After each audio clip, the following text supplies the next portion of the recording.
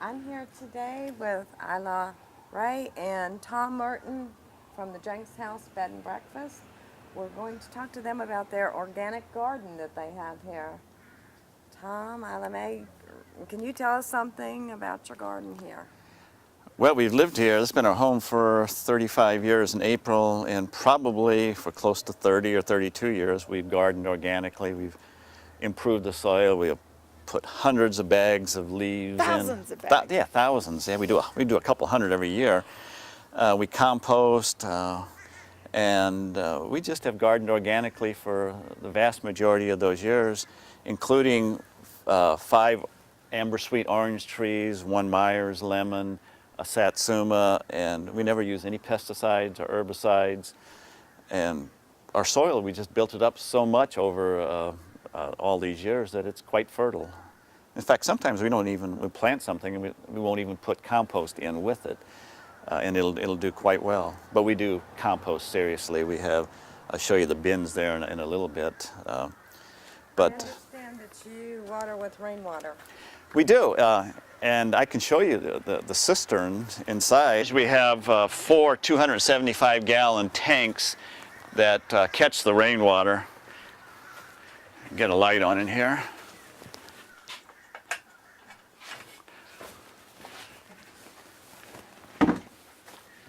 A real good description of how the system works is available on our website on the blog, but water level's about right here now. We need rain, but that's probably 150 gallons or so. We've had it lots of times just totally fill these tanks.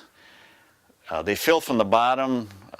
It catches rainwater off the roof. It goes through a couple filtering systems, and then the water, rises up as it rains. And we have an old pump here that we use to pressurize the water when we irrigate our plants in the garden and in the citrus grove, our 5 or 6 citrus trees. Or we do just gravity flow a lot of the time. Just open the hose up and the water comes out the hose at whatever pressure the tanks give us with the height. But it was a fun project. It took a long time, and it probably saves 12 to 14,000 gallons a year. We use the rainwater instead of using city water for watering outside. We don't use it anywhere for domestic uses. We keep it totally separate from our city plumbing. But we really get excited when it starts raining, because you can actually come out here and if it's raining hard enough, you can watch the level of the water rise up. And we've been pretty fortunate recently. Whenever we actually, about 2 weeks ago or so, we drained the tanks. And then the next day we got ½ inch of rain, and the day after that we got 1.5 inches. So we were up to here off that recent rainfall. That was probably 10 days ago. But we're in pretty serious need of rain right now. This has been in place about, I guess it was August of '09. And it's pretty much provided all of our irrigation needs for the garden. Has been here. I think maybe once we've had to use city water for some of our garden purposes. Tom, I really think some of these are lightening up. They're small, but they're lightening up. Yeah, they're not big enough yet, though. These are our papayas. These were planted first week of May. They were about that tall, and they grow about a foot a week. They are literally on steroids. They really grow rapidly. They've stopped. They're about 17 feet tall now, and they've quit adding to height, and that's probably because they're sending the energy to the fruit. At least we hope they are. But they've definitely stopped growing height-wise for the last 3 or 4 weeks. There's been no discernible increase in the height. And this is our satsuma tree, which we're kind of frustrated with, but the amber sweet oranges, they are the best. Last year down to 23 degrees for that week in December. We got like 12 straight nights of freezing weather. 2 mornings it was down to 23. No damage to the foliage, no damage to the fruit. They're supposed to be able to take down to about 10 degrees and survive. And last year we harvested 1,700 oranges off our five amber sweet orange trees.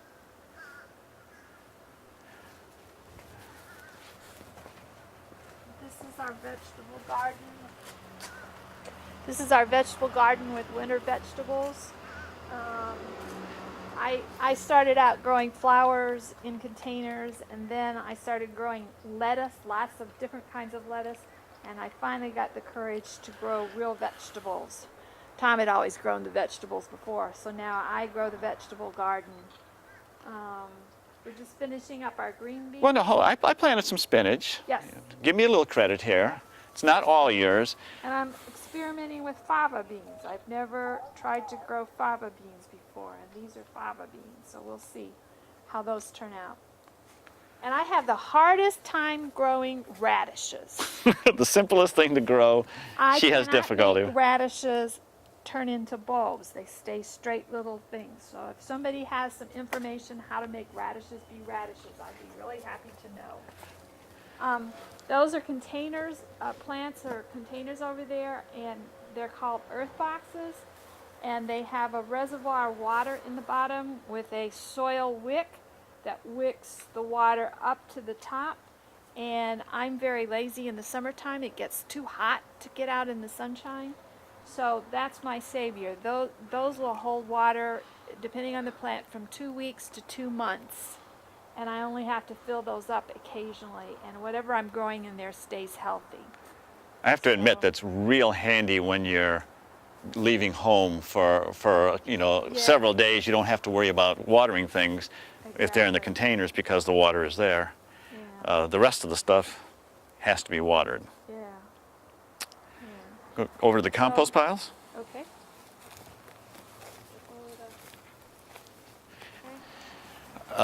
This is our current compost pile here. It's about 4 feet by 4 feet by 4 feet high. A lot of probably 40 to 60 bags of leaves and grass clippings in there, sheep manure,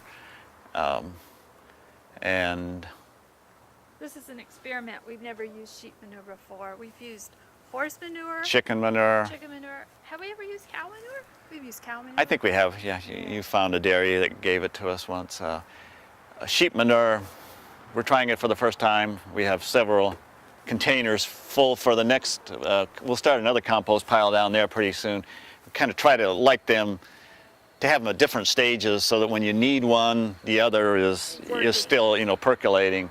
And I Tell them about our digesters. We generate a lot of vegetable and fruit scraps from our bed and breakfast, and we used to bury the vegetable and fruit scraps in the compost pile, and rats found them. So you don't want to encourage rats. So the compost pile there now is totally sheep manure, leaves, grass clippings. The vegetable and fruit scraps every day go into this or that barrel. I'm going to roll this. It has holes drilled in it, and there are wooden baffles in there. So the vegetable and fruit scraps, and we throw a little sheep manure into, in some leaves. They're being rolled around and being aerated, and being black, it gets really toasty warm when the sun hits it. So when this one's about full, we're going to have to start using this one, which is empty, and quit adding to this one. And then 2-3 months from now, this thing is literally full now with vegetable and fruit scraps. And there's really not much smell at all. If I get close to it when I turn it, I can smell it.